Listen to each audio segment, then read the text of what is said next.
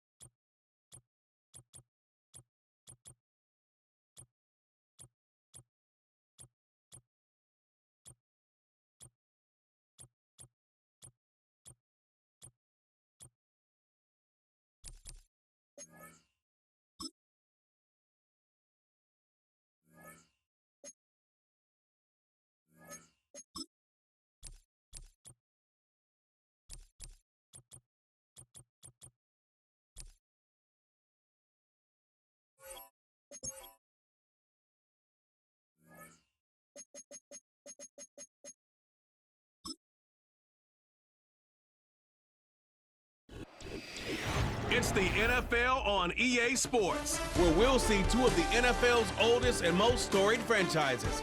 It's the Detroit Lions and the Philadelphia Eagles on Thursday night primetime.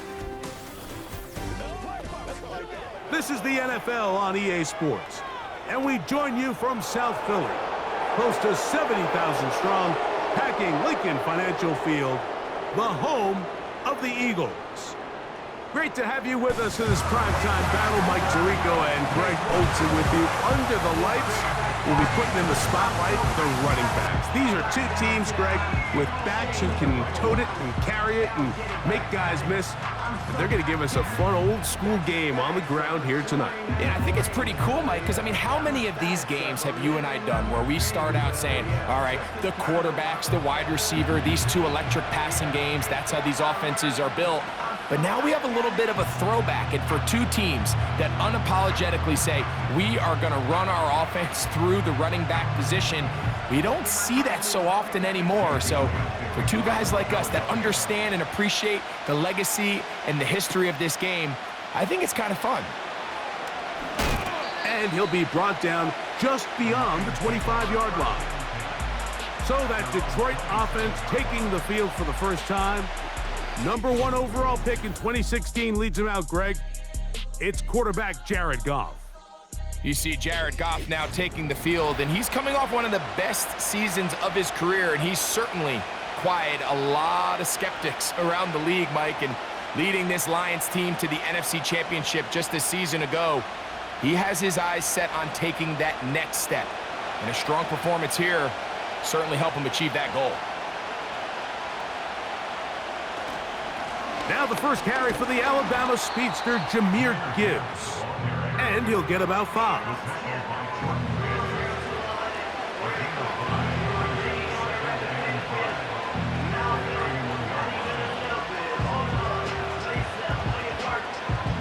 They'll break the huddle. It's 2nd and 5. They'll bring St. Brown in motion. They'll go play action with Goff. That's a short one caught by Laporta. And he'll be taken down. The gain is 6, and it's a new set of downs. He picked up the first down. One of the easiest ways to negate these really good pass rushes in the NFL, Mike, is just to simply get the ball out of the quarterback's hand as fast as possible. And sometimes it's by design, sometimes it's based on need. But really nice job there by the quarterback, getting into the hands of his receiver, and then see what he can do after the catch. Nowhere to go. He is taken down. The best thing they did here, Mike, is keep their rush lane integrity. What that means is you have to rush the quarterback as a unit. Keep him in the pocket. Keep him on that X. And when you do, man, he becomes a sitting duck for this pass rush.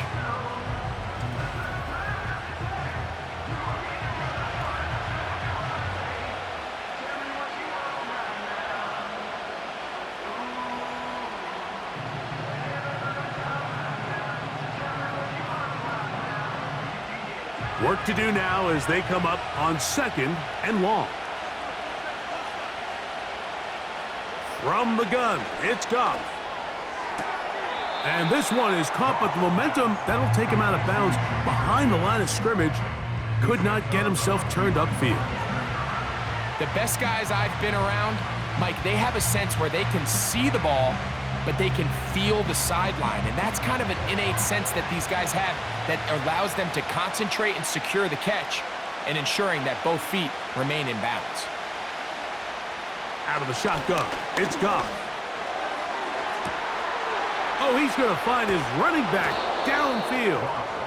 And they will bring this into the red zone. Big connection inside the 20. Well, they've come out swinging here on this opening drive through the air, and that's exactly what they wanted to do. Generate some early chunk plays and try to get some points.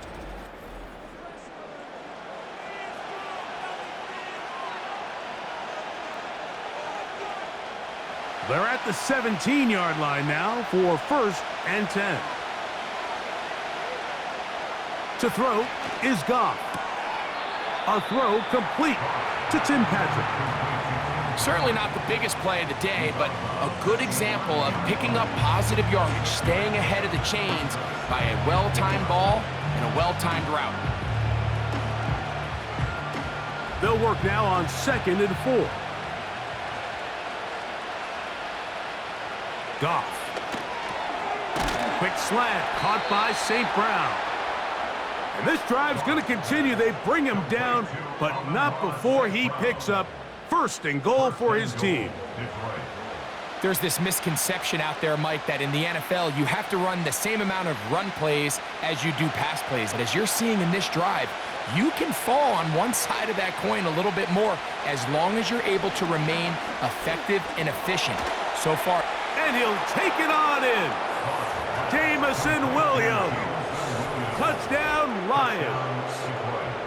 A terrific way to start this one. Not only a touchdown, but a nice long march down the field. Makes it a long walk back to the bench for the defense. Mike, that's about as good as you can imagine starting a game offensively. To be able to sustain that many plays and be able to cap it off with a touchdown, that is a dream start for this offense.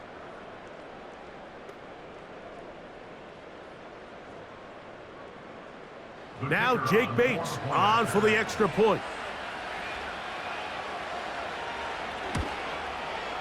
He knocks it through. And the Lions will take a 7-0 lead.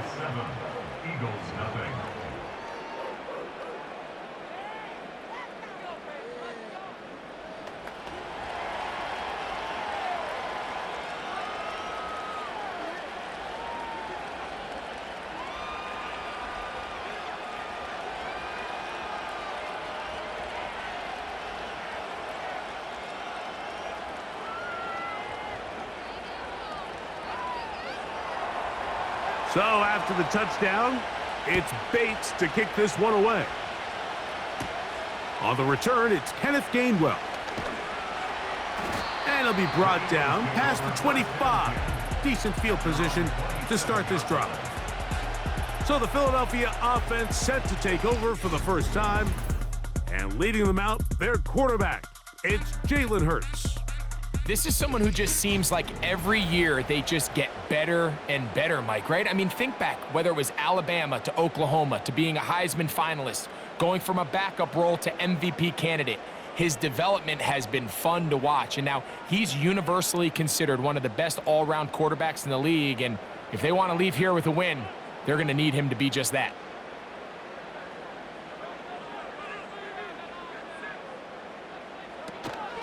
First carry for Saquon Barkley. And a nice run there. He'll be stopped just shy of a first down. A pickup of 9. When the offense broke the huddle in a line, Mike, I think everybody in the stadium knew this was going to be a run, but the offense is kind of saying, okay, line up. I dare you to try to stop us, and right now this defense has no answers.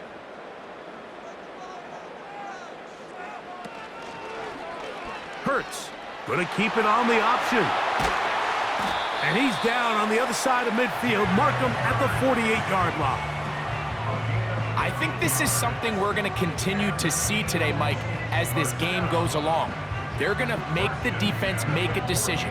Do you want to account for the running back, or do you want to account for the quarterback? In this case, they choose the running back, and the quarterback makes them pay by picking up the first down. And some space opens as he's brought down following a gain of 6.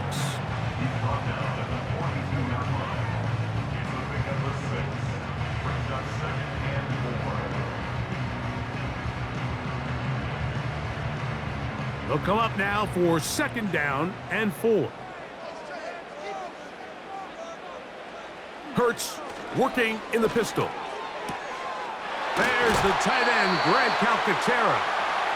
And they'll take this down inside the 35. Just seems like every year, Mike, the tight end position just continues to grow within the passing game and establishes a bigger and bigger role. And listen, I know I'm biased, but if you want to have a good passing game, you better have a good tight end. Now Barkley. And a good run there. Going to get him 5 yards.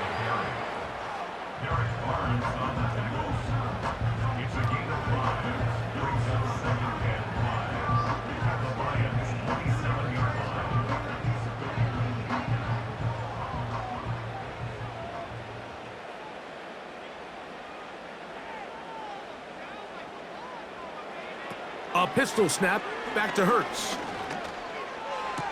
Throwing left side there, but it is incomplete.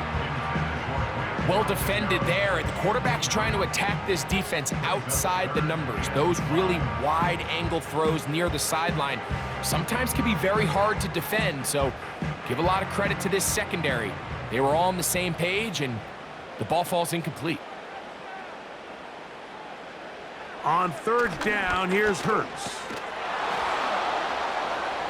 And this is going to be incomplete. That is great work there, making things difficult defensively. It'll set up a 4th down. And this passing game continues to come up short these last couple plays. That's 2 consecutive incompletions in a row. Now they're staring 4th down right in the face.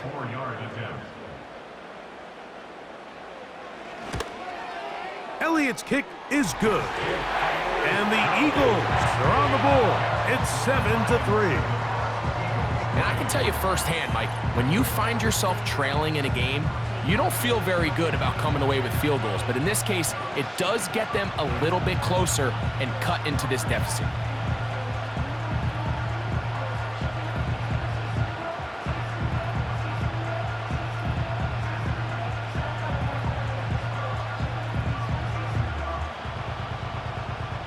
And back to work goes Elliott after making the field goal. He'll send this one away. Here comes a return from the 5. He'll get this up to the 28-yard line. Nice place for the drive to start. The Lions offense going to take over now for the 2nd time. The lead sits at